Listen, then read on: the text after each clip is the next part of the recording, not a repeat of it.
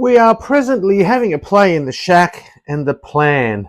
There's always a grand plan, or there's always 100 different grand plans, and this area here, which is presently complete chaos, is going to be the play area. And what I have, folks, is what I used in my Magic antenna box, and it is a relay unit. Comes as a kit on AliExpress. And I normally put up to 100 watts, but most of the time QRP, but it handles 100 watts no problem at all. I've been doing that forever on it.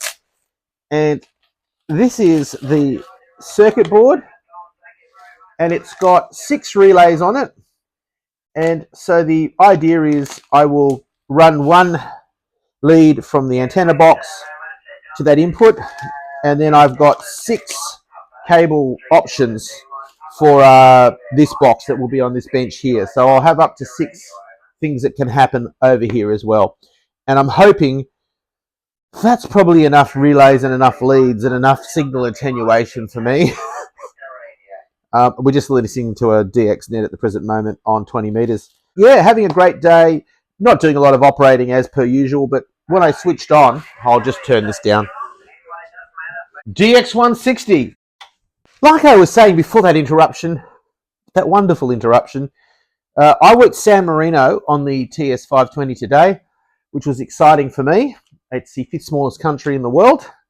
So we learn a bit about geography when we do this ham radio thing as well. So the idea is to build a mini antenna box, or not really an antenna box, a mini selector box over here. And that means that this area will become more of a play area and be more useful space as well. And it also means that if I've ever got a rig that doesn't fit in the main lineup over here, I've got space over here where I can set up a rig as well. So we will be spoilt for choice. And that's the wonderful thing about operating QRP, kits, homebrew, etc., etc. I don't have one big, beautiful shack in a box rig, but I've got lots of very, very average rigs that I can play with.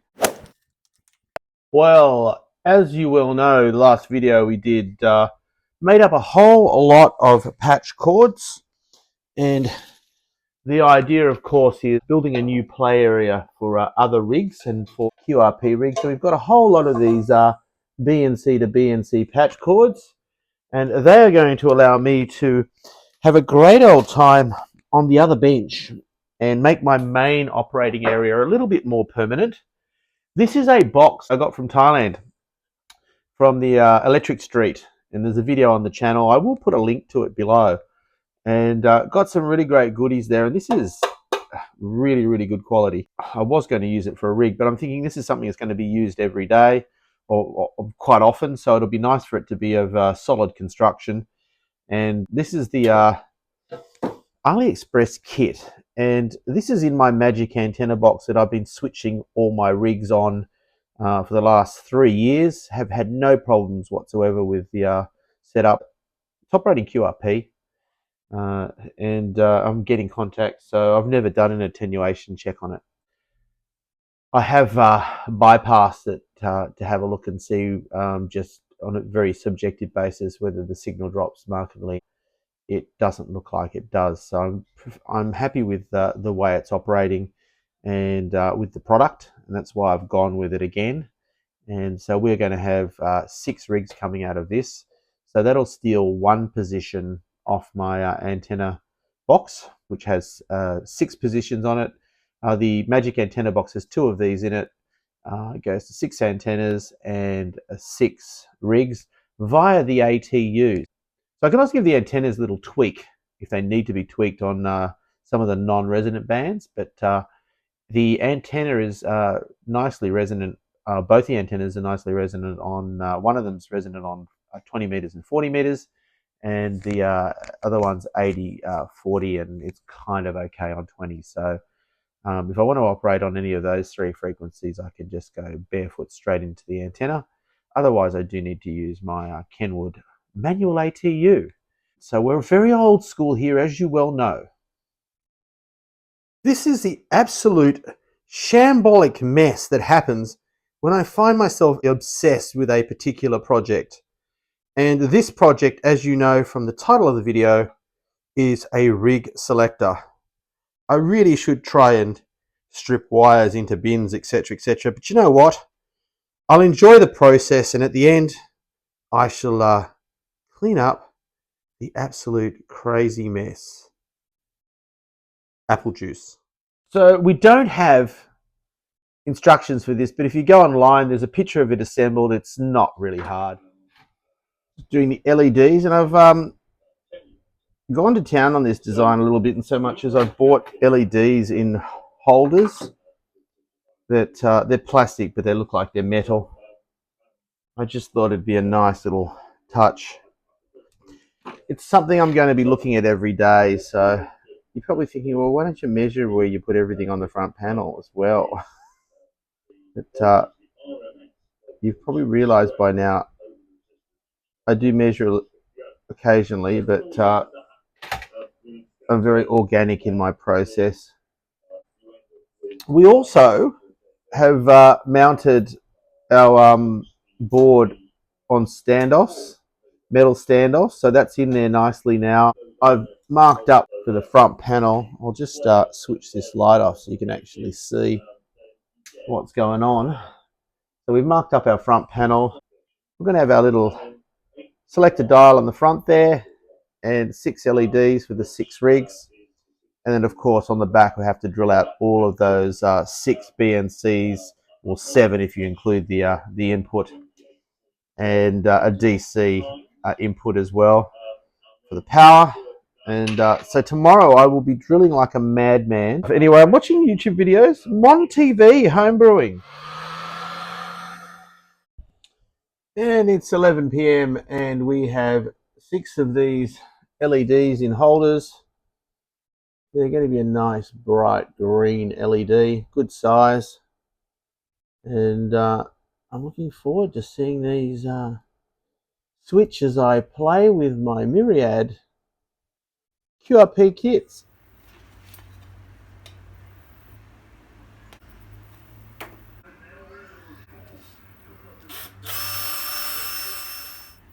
One of each object that needs to find its way through the panels, and we'll drill until we've got them all installed. It's good to drill during the daylight hours so we don't wake people up.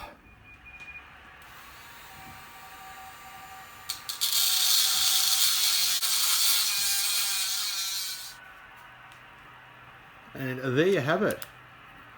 One assembled selector knob. It is coming together. A bit wonka-tated in places because as you've seen, I'm not too careful. I really should be center punching holes so that drills don't slip and all that good stuff. But hey, it'll do me. We are off to the city now, but this is ready to wire up and see how we go. Still lots to do. Well, last night we were building this harness, this power harness, that is going to run over to the power supply, and I'll show you the install of that. And we got there's actually 7 leads on the end of this, so 6 power cords, 1 for each rig that can operate off the rig selector.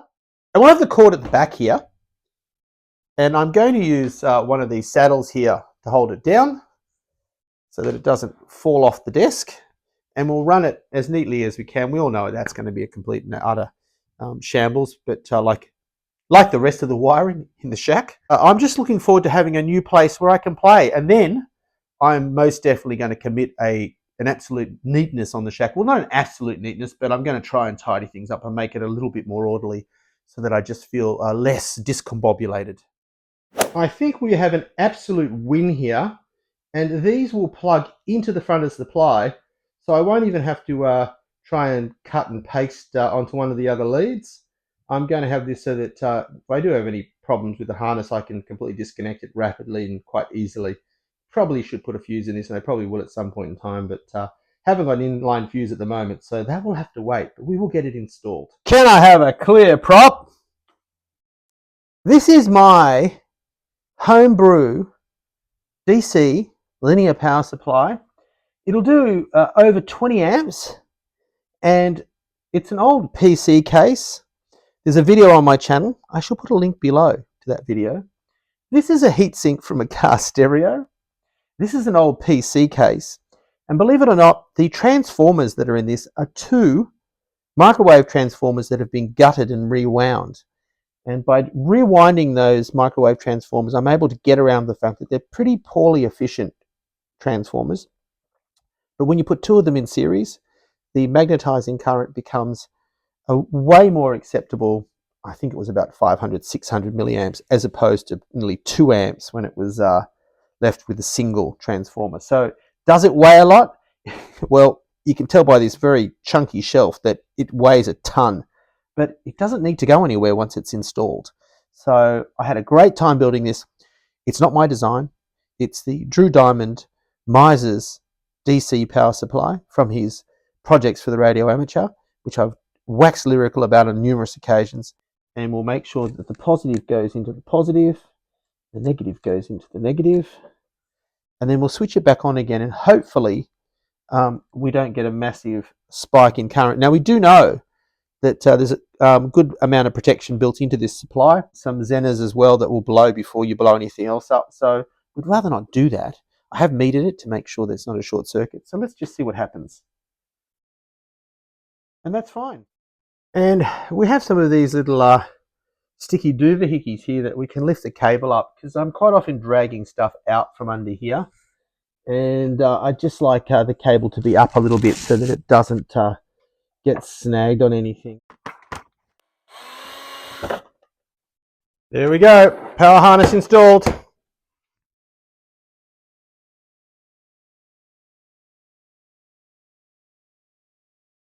So we have wired this up now. This is actually being fed off the QRP DC harness that I just showed you. We just dragged it over to here. 6 positions, so we should be able to select 6 rigs. And that is the actual wiring for the board. We just need to get the coax connected onto this back panel, and we will be ready to rock and roll. And that is the completed build. We are going to run an attenuation test as well, a through test on the Nano VNA, just to make sure that there's no issues. We've already got one issue. 3 is not coming on, so we'll have to have a check out of that too. And we just had a wire that had popped off. If you're thinking that 3 looks a bit weird, it's because I've run out of 3s. It's a backward E.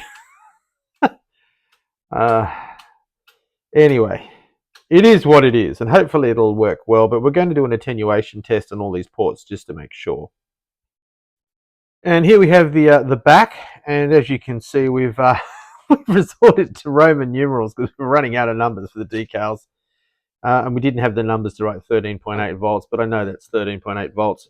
And on the front here, we have rig and 1 to 6. So we're going to do the attenuation test. I'll show you one of those, and then we'll put it in place and we'll get it commissioned and part of the station. And here we have the test set up. I have done a calibration for a through log mag check on attenuation.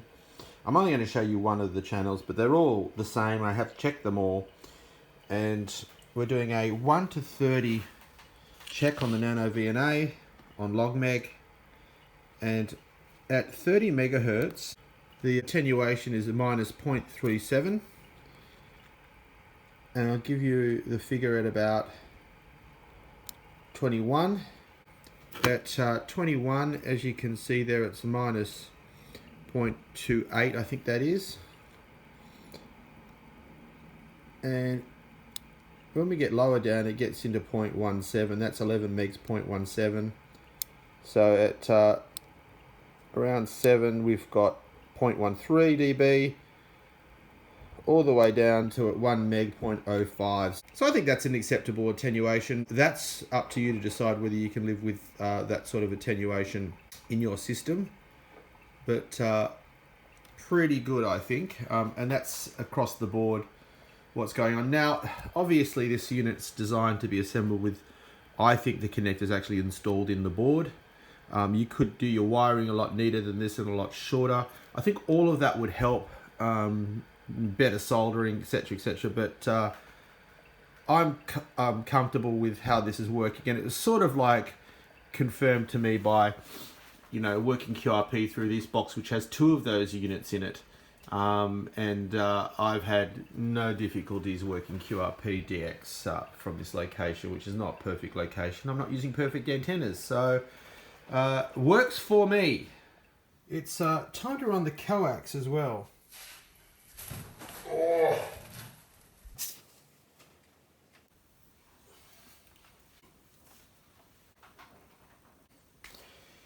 Well, we're not going to have enough time to clean all this up tonight, so we're just going to try and commit a moderate amount of neatness tonight.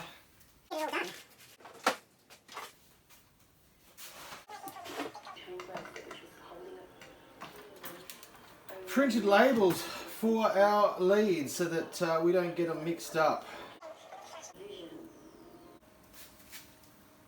And here's 6 outputs, all wired up and ready to go. Quick word on this AliExpress kit. When you get it, it comes with no instructions, no schematic, so I'm flying blind as to what it's doing. Power connection. What you do is you have a 6-position switch on the front, so your DC runs to one end of the switch, and then your 6 outputs run to each of the connectors in here on this little edge connector.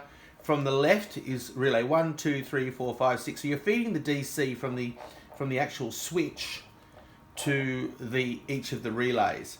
And then the last position on that little screw down terminal strip, I don't know if you can see it, but the last position, it's the green wire, is the earth. So that's how you turn on each of the coils in the relay. The other weird thing about this is when I first plugged in the input, there's an earth connector on the input, and I earthed it at both ends, and all manner of problems ensued. I think it was earthing everything. It was just a complete disaster. So what I've done is I have, and just so you know, this is on continuity testing at the moment. If I select earth on that input position and earth on the outputs, they're not a continuous circuit, so they're not connected to each other. All the other inputs, of course, in the case is earthed. And so what I've done is, so that's the inputs. What I've done also is I've ground the bottom of the case so that the metal standoff earths the actual board to the case as well, so it makes a nice Faraday shield. And I've earthed one end of the cable that runs to the input to the case, but not to the board. The input piece of coax, I don't connect to that input earth there. I just leave that floating and rely on the actual case to shield RF and whatnot that's going to happen. And it is earthed at one end anyway. Now, like I showed you, attenuation is negligible, as is SWR, and I've been using this particular kit in my antenna box for, I said 3 years, it's probably 2.5 years with no problems whatsoever. It's advertised for 0 to 60 megahertz. I tested at 0 to 30 and it looked pretty good. But I will say this, they advertise it sometimes at 1500 watts and sometimes at 100 watts. I would not trust this at 1500 watts. The relays are general purpose switching relays. They are high power, but they're not designed for RF. And I would say if you're putting 1500 watts into this, good luck. You probably don't value your equipment. But 100 watts, I've run the TS520 through it, I've had no problems whatsoever. It's operated fine, and proper power out and everything else. Anyway, that is my take on this kit. You know, purchase it at your own risk because the reviews are pretty mixed. Some people say it's great.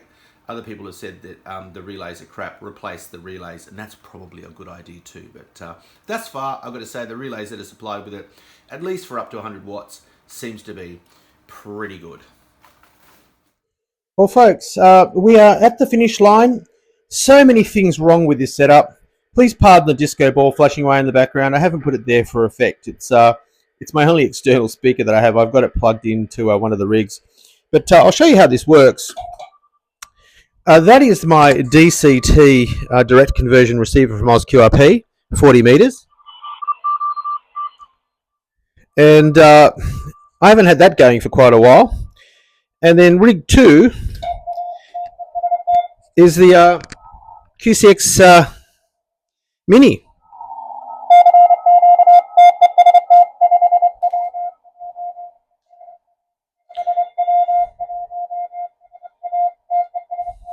And then rig 3 is my chocolate box receiver. So we can go from rig 3, and there's nothing on 80 meters at the moment, hence nothing, you can't hear anything here, to rig 2, to rig 1, and there's 3 more spots. Now, there is a lot wrong with this setup. The DC outlets that I've sorted out are too stiff. They're going to break connectors off. It's just, I knew when I was doing it, it was probably a dumb idea, and it looks a mess as well. So I'm going to go to JCar and buy the parts I need to build a little DC power outlet board. And I'll probably have like, you know, maybe even 10 outlets on it. And then I'll make up power cords that I can plug into it. And that will be a lot neater. I can hang them up somewhere or put them in a box. When I need them, I can pull them out, and they're not going to break and become a problem down the track. And I need some shack sound here as well. So I will set myself up an auxiliary speaker, maybe one that doesn't have disco lights in it and is powered off the DC as well. So that's another project. Isn't it great? These projects build projects. And I will then have a fantastic play area, but proof of concept is definitely there. And the main part of this video, of course, was the building of my rig switching box.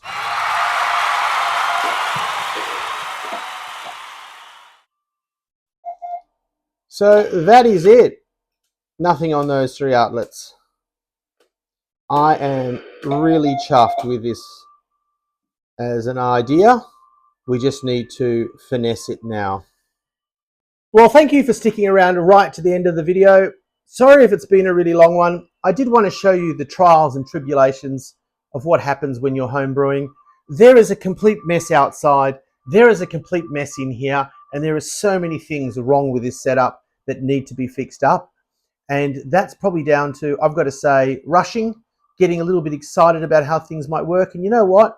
Sometimes it's just better to try something, and if it doesn't work, pivot on it and do something that's going to work better. The flexible connectors that I did try definitely work better, but I'm thinking, why not just make a power board? So you'll be seeing that in an upcoming video. I don't know if I'll make a video about it, but I will show you the brand new space when it's perfectly set up. And I will also show you the neatness that occurs in here.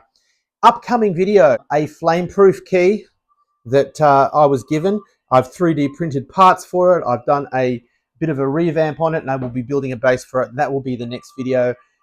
Even if you're not into CW and keys, take a look, because I think that it's a very contagious thing, CW, and certainly straight keys are as well. 73, and I'll see you in the next episode of The Art of Engineering.